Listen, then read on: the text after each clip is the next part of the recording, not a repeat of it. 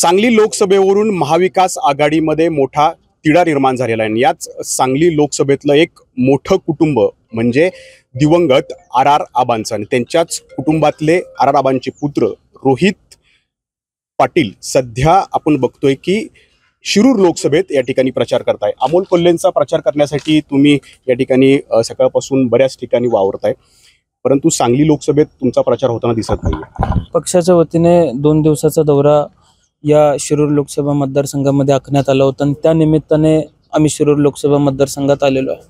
अनेक घटकांच्या भेटी घेतोय, अनेक लोकांच्या भेटी घेत लोकांच्या भावना काय आहेत हे समजून घेण्याचा प्रयत्न करतोय।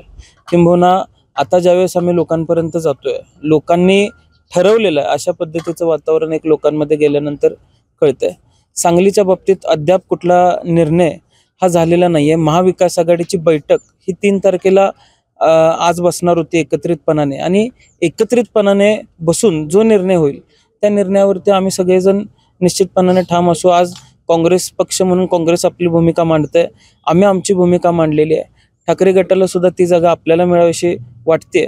एकंदरीत सगळी ताकद लक्षात घेता, पक्षांचं अस्तित्व लक्षात घेता निश्चितपणाने महाविकास आघाडीमध्ये चांगल्या पद्धतीने एक सकारात्मक निर्णय सांगलीमध्ये होईल असा मला विश्वास आहे। परंतु इथलेच काँग्रेसचे आमदार विश्वजित कदम यांनी एक पत्र जे नाना पटोले यांना दिलेलं आहे आणि जी भूमिका घेतली की इथून पुढे मी तिथं बैठकाला येणार नाहीये, कारण त्यांचा आग्रह आहे की विशाल पाटलांनाच उमेदवारी या ठिकाणी द्यावी। त्याचे काय परिणाम होऊ शकतात महाविकास आघाडीच्या या सगळ्या निर्णयावरती आणि सांगली लोकसभेत? एक विषय असा आहे की सांगलीच्या बाबतीत आम्ही ज्यावेळेस विचार करतो, वसंतदादांचा स्वतंत्र काळातील लढा असेल किंवा वसंतदादांचा सांगली जिल्हाच नव्हे महाराष्ट्राच्या जडणघडणीमधले वसंतदादांचं कार्य असेल, हे सगळं विसरून चालणार नाही। पण तसं असताना सुद्धा आता आम्ही सुद्धा आमची भूमिका मांडलेली आहे। कार्यकर्त्यांची इच्छा सुद्धा लक्षात घ्यायला पाहिजे आणि कार्यकर्त्यांच्या बरोबर सर्वसामान्य मतदारांची इच्छा काय आहे, त्यांचं मत काय आहे हे सुद्धा लक्षात आम्ही घेऊन आम्ही आमचं मत वरती कळवलेलं आहे आणि निश्चितपणाने त्या पद्धतीनेच सर्वसमावेशक असा निर्णय होईल असा मला विश्वास आहे। सांगलीच्या बाबतीत रोहित पाटलांची काही इच्छा आहे, चंद्रहार पाटील की विशाल पाटील? आता तसं सांगणं योग्य नाही। महाविकास आघाडीचा जो उमेदवार असेल त्याचा चांगल्या प्रमाणात आम्ही प्रचार करू आणि त्याला निश्चितपणाने तासगाव कवठेमंकाळ मतदारसंघातून मताधिक्य सुद्धा देऊ हा विश्वास मी तुम्हाला आपल्या सर्वांच्या माध्यमातून देऊ इच्छितो। तुल्यबळ कुठला उमेदवार वाटते तुम्हाला? नाही, एक तसं आहे की महाविकास आघाडीच यावेळेस महाविकास आघाडीच्या समोर उभारणारा उमेदवार हाच मुळात तुल्यबळ नसल्यामुळे मी आमच्या उमेदवारांमध्ये रस्सीखेच लावणार नाही।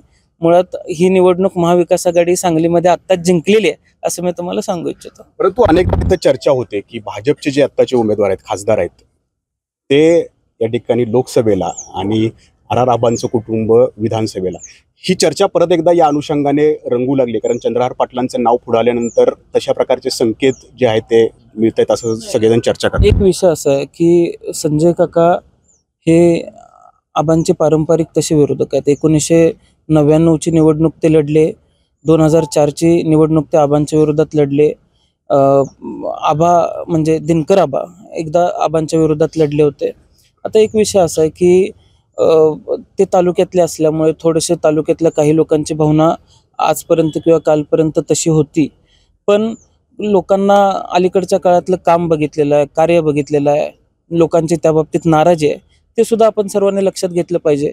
मुळातच कोणतरी आपल्या तालुक्यातला आहे म्हणून त्याला वारंवार आपण मतं देत राहूया हे काही लोकांना गृहीत धरण्याचं काम ज्या काही घटकांनी केलेलं आहे, त्या लोकांना या निवडणुकीत उत्तर देण्याचं तालुक्यातल्या लोकांनी निश्चितपणाने ठरवलेलं आहे आणि ते 4 तारखेला आपल्याला दिसेल।